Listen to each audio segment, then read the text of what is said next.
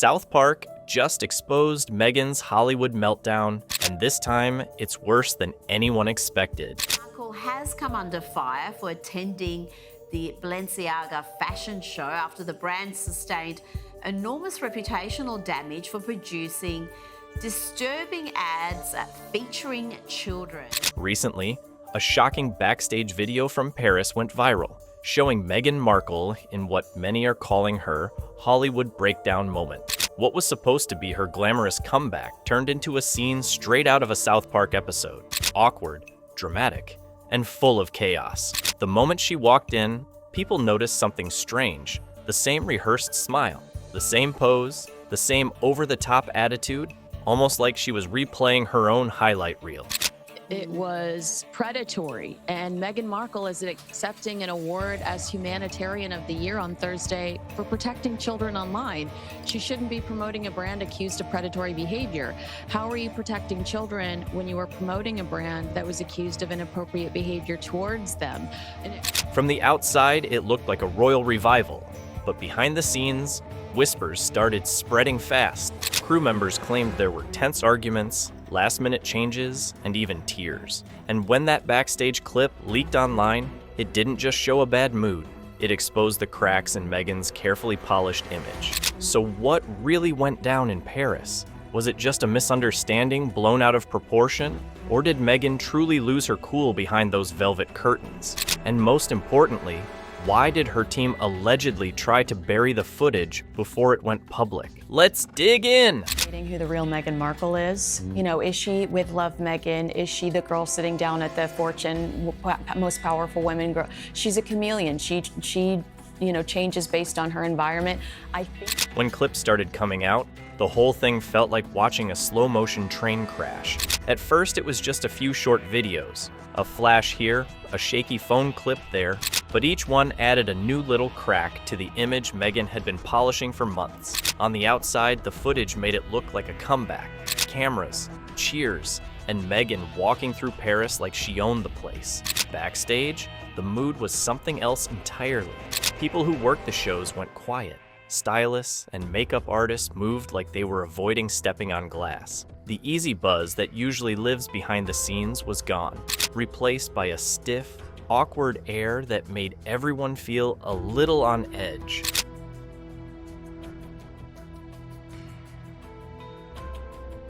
From the way the clips were set up, you could see two different stories being told at once. On the red carpet side, it was the same practiced walk and smile, the kind of moment you rehearse so it looks effortless. But the backstage clips showed people pausing when she entered, conversations stopping mid-sentence, and a general stiffness that said, without words, this is not normal. Editors and photographers who normally flock to big names kept a respectful distance. It was like watching someone at a party trying hard to fit in while the room quietly decided not to let them. That split between the public and private reaction is important because Paris is different from other places. In fashion, authenticity matters a lot. If you're seen as trying too hard, people notice. They don't just laugh, they remember. And the whispers backstage weren't only about whether the clothes looked right. They were about values, timing, and tone. Balenciaga had recently been under fire for a controversial campaign that upset a lot of people. For a figure who has publicly spoken about protecting children and being careful with imagery, turning up front row at that exact house raised a lot of eyeballs. People asked whether that was a blind spot, a misstep, or something that should never have happened. Again, continuing story of Meghan Markle and allegedly bullying and being terrible to staff members. It's a horrible reputation to have, and it definitely turns people off within the industry she so wants validation from. Then the video of her awkward encounter with the creative director hit. To outsiders, it might have looked like a minor, clumsy greeting. To the people who work in that world, the clip felt rehearsed and a little off-key. The same pose, the same twitch of the hand, the same smile in two different outfits. When moments feel stitched together, Paris smells it out. The city's fashion set judges gestures and timing the way critics judge art. They treat meaning and symbolism like a currency. And when actions don't match the image someone is selling, it's costly. Beyond that awkwardness, more troubling moments followed. A short clip showed the car route Meghan's team had filmed leaving the show. The choice of route, one that happened to be the same tunnel associated with Princess Diana's fatal crash, exploded online. Some people defended it as a coincidence, or as nothing more than a pretty night shot. Others saw it as tone-deaf, or worse, an attempt to draw a connection where none should be made. Paris has long protected Diana's memory, and any images that even hint at playing with that history will be picked apart and very quickly judged.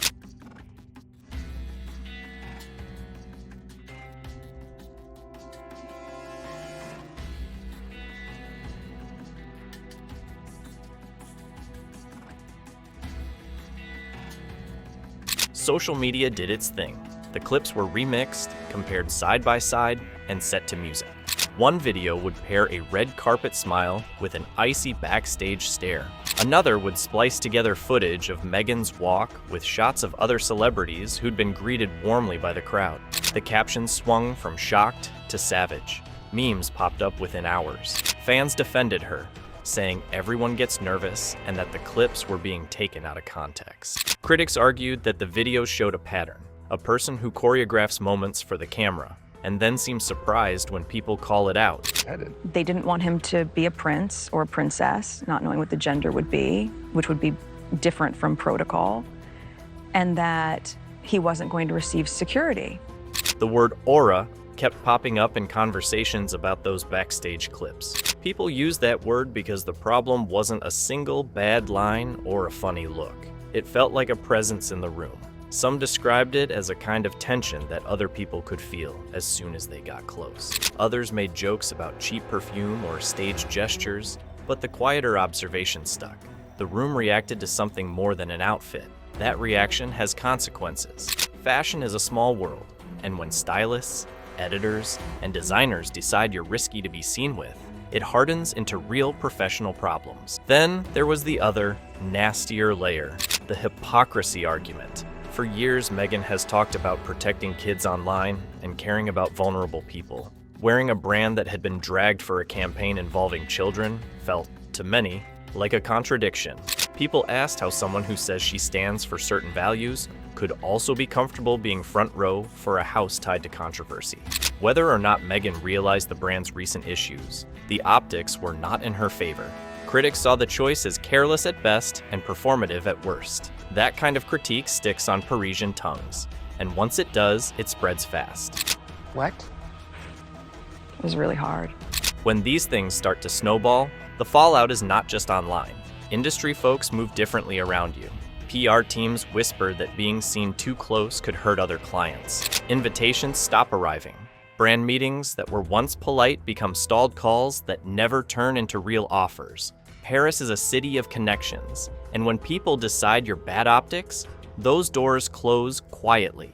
That's one reason the backstage clips mattered so much. They were a peek into a moment when the industry started pulling back. The reaction from the public was brutal in a few predictable ways. Social posts turned the clips into lessons. People compared Meghan in borrowed versus invited moments. Side-by-side videos made the point clear. One celebrity was greeted with warmth because she belonged there. Another seemed to be entering a world that didn't accept her easily. Comment sections filled with everything from sympathetic notes to merciless mockery. For someone whose public life depends on a careful mix of sympathy and influence, that kind of online chatter can feel like a storm front. You see, my wife and I are totally like, you should write a book because your family's like stupid, and then so are like journalists. There was also the angle about narrative and intention. Some of the footage looked as if it had been recorded for a larger project. A documentary, a comeback film, a piece meant to show resilience in the face of rejection. If that was the plan, the reaction suggests the idea backfired.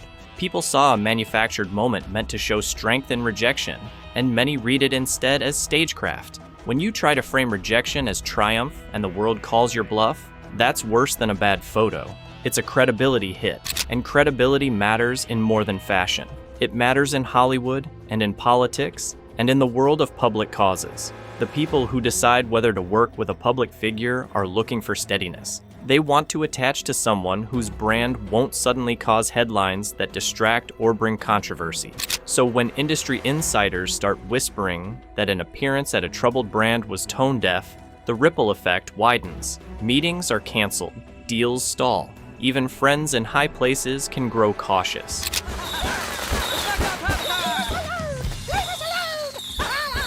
Down with the motorhead. We deserve our privacy. Another element that made the clip so sharp was history. The tunnel moment touched a nerve that goes beyond fashion. Princess Diana's memory sits heavy in the British and global imagination. Anything that seems to toy with that memory, intentional or not, will draw intense reaction. We want privacy. We want privacy. We want privacy. We want privacy. For Meghan, who has often been discussed in relation to Diana's story, that reaction was especially intense. Critics said it looked like an attempt to borrow Diana's aura. Supporters said it was an unfair reading of a simple video. Either way, the controversy layered on top of the fashion awkwardness and made the whole episode more combustible. Inside the palace of public opinion, the dynamics shifted fast. Some outlets that once cheered now kept quiet. People who used to defend her found themselves rethinking how much they could stand by without being dragged into controversy. The couple's broader projects, streaming deals, brand partnerships, documentary plans, suddenly felt riskier to potential partners. When fashion's elite decides you're a liability, people who plan collaborations notice, and the freeze-out can spread beyond the single event.